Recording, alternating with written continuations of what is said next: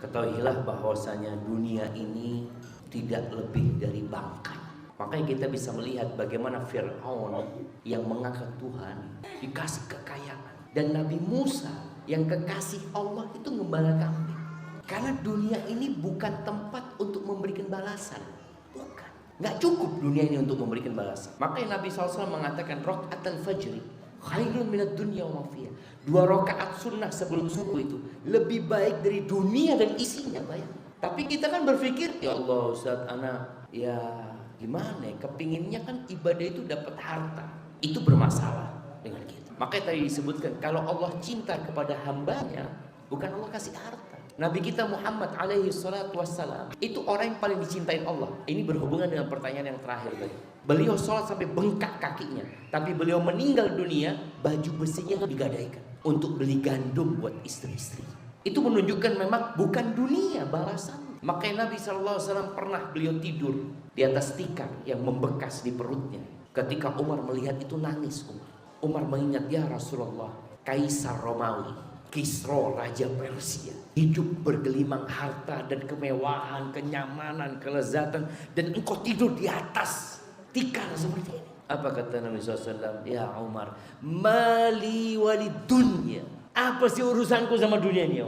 Innama mathali wa mathalud dunya karakibin istadhalla tahta syajaratin thumma raha wa taraka.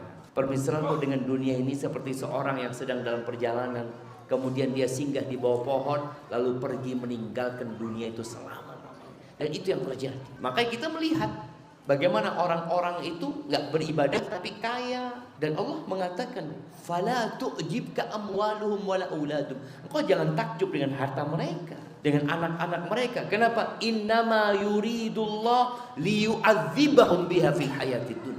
Allah ingin mengazab mereka dengan harta mereka dan anak mereka dalam kehidupan dunia. Kalau kita melihat orang yang kaya-kaya tapi jauh dari ibadah, coba kita nguping di tembok rumah mereka, kita akan mendengar keluh kesah.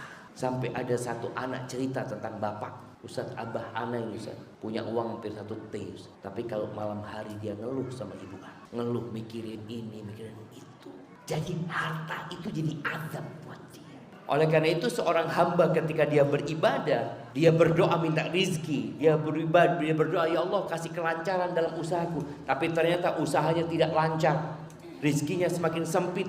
Boleh jadi itu tanda cinta Allah. Loh, Allah kan janji akan mengabulkan doaku, pasti. Tapi jawaban dari doa itu 1 dari 3 hal. Ingat kan? Pasti, nggak ada yang sia-sia. Ima dikasih yang diminta, atau dipalingkan dari musibah yang hendak menimpa, yang setara dengan doa itu. Atau yang lebih baik, Allah simpan dan tabung buat dia di akhirat. Karena itu kehidupan yang sebenarnya. Maka jangan sampai kita beribadah untuk dunia. Kita berdoa minta dunia nggak apa-apa. Maka doa kita, Rabbana atina fid dunya hasanah wa fil akhirati hasanah wa qina adzabannar. Terus bagaimana? Kita kan ingin bahagia, Ustaz. Bahagia itu tidak di harta. Bahagia itu tidak di jabatan, di tahta. Bahagia itu di mana? Di hati yang menerima. Maka tadi dikandiskan susah ya hidupnya karena nggak menerima. Ketika seorang menerima, kata Nabi SAW, irda bima qasamallahu lak takun agnan nas. Ridhalah engkau dengan apa yang Allah bagikan buat engkau, engkau akan menjadi orang paling kaya di dunia.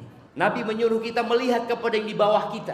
Tadi kan diceritakan melihat kepada tetangga yang lebih sukses. Akhirnya kita, ya Allah, pokoknya anak susah. Apakah anak harus berbuat seperti dia supaya? Enggak. Maka hendaklah kita ridho dengan apa yang Allah berikan, kemudian melihat kepada yang di bawah kita dan yakin Allah memberikan yang terbaik buat kita. Because to know the sunnah we have to make the effort to get it.